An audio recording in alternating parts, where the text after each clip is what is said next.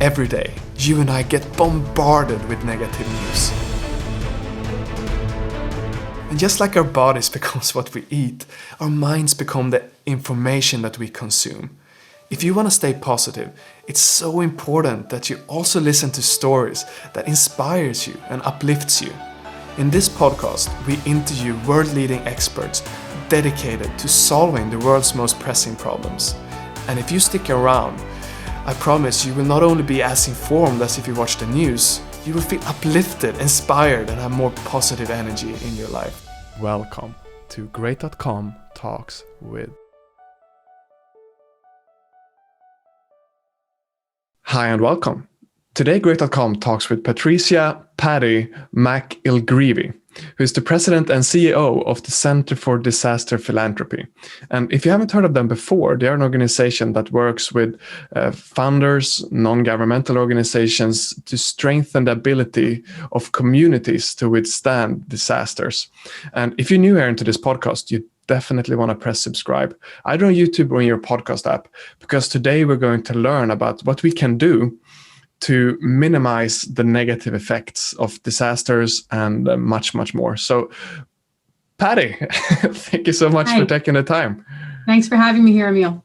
So, how would you describe the center for someone that is not familiar with your organization? Right. So I think the easiest way to think of it is we're experts in disasters. And that seems like a kind of an odd thing to be an expert in, but it's, the staff are people who have all worked in crises in terms of response or recovery as funders or as actual implementers, people who are responding within a crisis. And then we take that expertise and we do two things with it, or three things with it, really. One is we're just out there as thought leaders. We're trying very hard to make sure that there's a narrative around what's happening in crises and why they're unfolding the way they are and why people are suffering in the way they are, and just kind of putting messaging out there about how people can help. The second thing we do is guide philanthropists. We really work very closely with philanthropists to try and get them to become disaster philanthropists. I mean, in fact, very little of philanthropy dollars go towards disasters, go towards relief. I think it's unusual for people because you hear about a disaster and everybody puts money, checks in envelopes and they try and help. But in the scale of philanthropy, it's quite small. Even though it's very emotional, it is quite small in terms of numbers. And then the third thing that we do is look at how do we help with those who don't know who to give to.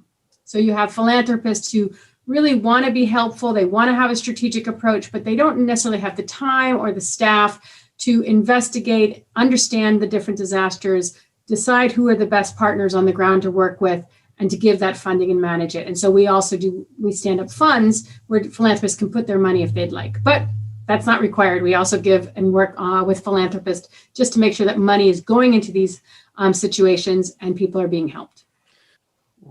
I have about 10 questions in my mind from all the statements you made right there. But before I dive into them, what kind of disasters are you working with? Is it any kind of natural disaster or what could it be? Well, I mean, it could almost be anything. But of course, then you just get into, a certain element of scale, right? I mean, there are disasters happening every day across the world. It's not possible for any one organization to track everything, to guide on everything. And there are also disasters that don't really require any external assistance because the local government or the local community has it under control. They have an ability to respond. They're not necessarily requiring additional assistance. So we try and focus our energies towards those disasters that are larger in scale, have a greater impact for a community. Natural hazards, disasters created by natural hazards are big ones that you see often, but we don't actually stand up funds or responses to everything. So for example, even in the US this year, we had, a derecho that hit Iowa and was very harmful. The derecho is a huge windstorm. Think of a inland hurricane that just goes straight as opposed to circling. Mm-hmm. And it cost billions in terms of damage, but the requirements on the ground of people impacted was less. Human cost was less. So while we did some response, we didn't stand up a fund. We haven't had a lot of conversations about driving people to fund Iowa. But that doesn't mean that that's not a disaster for those people on the ground, right? So we try not to be the ones to decide for individuals what's a disaster. We just try and find ways that we can guide philanthropy on where they are needed most. And by that, we do use some parameters of scale and scope in terms of economic cost, personal cost, community cost, things that we can assess through looking at what are the requirements to regain the recovery of that community from the disaster. So disasters from natural hazards is obviously a big one. We do a little bit with complex humanitarian emergencies, which is where you see more of the, like we gave some funding this year to Yemen, or actually 2020, I guess, to respond to the needs in Yemen. But I'll be honest, philanthropists are not as focused in complex emergencies as they are in disasters that are from natural hazards. And there's a lot of reasons for that, but I think the biggest one is just the how to give with impact. You know, philanthropists really like to feel that they have given to something that has a return for them, that has a clarity for them. And international complex humanitarian emergencies are a little bit more difficult and are somewhat left to large bilateral or multilateral governments, donors to fund. So what you guys are really doing is you're almost preparing for a disaster to come by getting philanthropists interested and maybe building up funds before disaster even strikes. So it doesn't have to be so reactive when there is a disaster. Well, our funds are usually more reactive, but we do. So what we try and do with our funds is hold the money for a recovery phase. So when we have a fund, it's often set up to look at providing a support to a disaster that's already been declared or that's already happening or that we know is cyclical. For example, we have an Atlantic hurricane fund. We know every year there's going to be hurricanes in the Atlantic. We don't know what country it will hit. We don't know exactly what the impact will be, but we know it will come. So we have a standing fund for that, but we try and respect the donors' wishes. If they've given money for the 2019 hurricane season, we try and get grants to go out to be recovery focused for that hurricane or the hurricanes that occurred in that year. So we do try and be attentive to donor demands. We don't just hold funding in for future disasters that are not yet known. But what we try and do is guide philanthropists to get comfortable with giving in disasters, with thinking of disasters, and wherever possible, building relationships with organizations in their own community who maybe do disaster response, especially if they're a foundation that really likes to give local. Okay, that clarifies. So you're obviously a thought leader in this field, and I'm real curious from your point of view, what makes donating to disasters so effective if you compare to, problems that are happening every day, like malaria or poverty or whatever it could be? Yeah, it's always uncomfortable to have to compare needs, right? Because if you're you're a mother whose child is sick with malaria or is suffering from food deficiencies, you're not as concerned about other disasters, not as concerned maybe about COVID, right? I mean, and that's where, you don't want to be in a place where you're trying to force people to make decisions about what is the worst crisis you're facing right now. So one of the things CDP does by listening to communities and trying to work with nonprofits who allow the community to guide the response, the community's recovery is the focus, is we listen to what are the community's needs. And they may be saying, our need is food assistance. Our need is, malaria support, right? Because it's not that we predetermine what is the most important solution for that community's recovery. So that's kind of a complicated comparison because we're not doing as much internationally in those spheres, but we really are trying to get philanthropists, be they individual, be they foundation, be they corporate, to look at root causes. Why is this person more vulnerable to this disaster than another?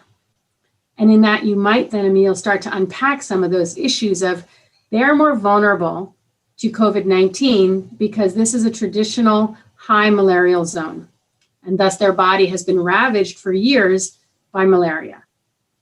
and I'm not medical, so I'm kind of making this up, but let's say then a nonprofit comes to us and says, we know that what we need to do is address the endemic nature of malaria in this zone because it's making them more vulnerable to the disasters that come. That's the type of work CDP is open to. We're willing to look at that. We are not interested in only while it's incredibly important, we're not interested only in that response phase where you're just kind of bringing in the goods, what we call the truck and chuck. There's a certain need for that, of course, in the early days of a disaster response, but we are interested in what is the community need for their long-term response, because hopefully that also enables mitigation of future disasters. Hopefully it also helps with preparedness for future disasters. And thus, we're actually diminishing the community's risks to, the impact of future disasters. And so we try and take a broader vision of what a recovery might look like and work with philanthropists to think of that, not just what might be the immediate needs, but the longer term needs as well. Got it.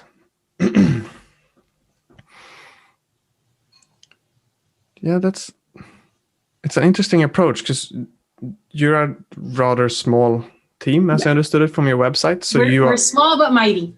Exactly, because you're thought leaders, right? So when philanthropists comes to you, what are kind of their needs? Do they want to get, what do they want to get out of their philanthropy work that makes your disaster approach interesting for them? Well, everyone comes with different desires. We have some who really want to just put money into a certain crisis, and they just ask us, can you help us navigate the crisis? Can you help us figure out how to get money locally on the ground? And we've seen that a lot with COVID. With COVID-19, there's been a lot of donations that have come in that have been large donations that are just, we want to help. We're not sure how. And during a pandemic is not the time to stand up our entire strategy on disaster giving. So they've given to us and we then help them with that last mile.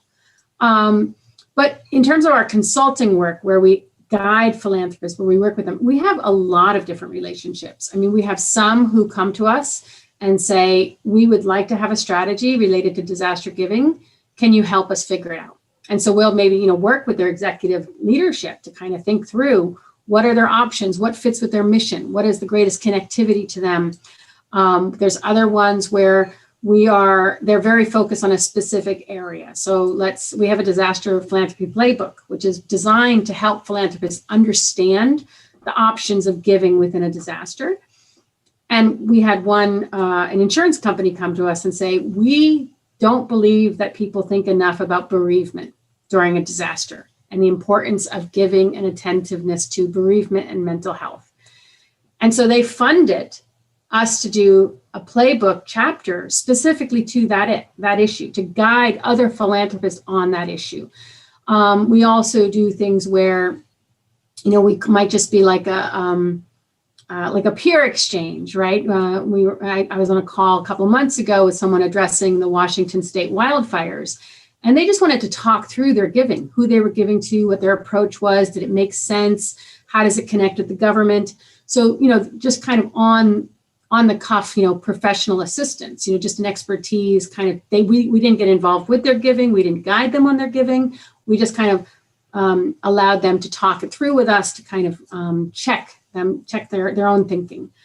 Another way we support philanthropy is through providing names of organizations, nonprofits that they could work with. So let's say you were a donor advised fund and you wanted to ensure that you had some organizations to give to your clients as vetted. We know these 10 organizations, nonprofits, are in this response right now doing good work.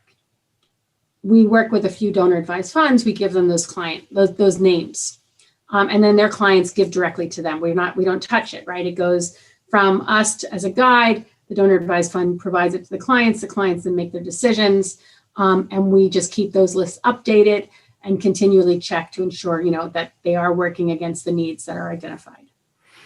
Got it. So a philanthropist wants to make better decisions in how they can help with disasters, and then you guys come in and you help them talk them through it so they can avoid making mistakes. That seems very useful. Yeah.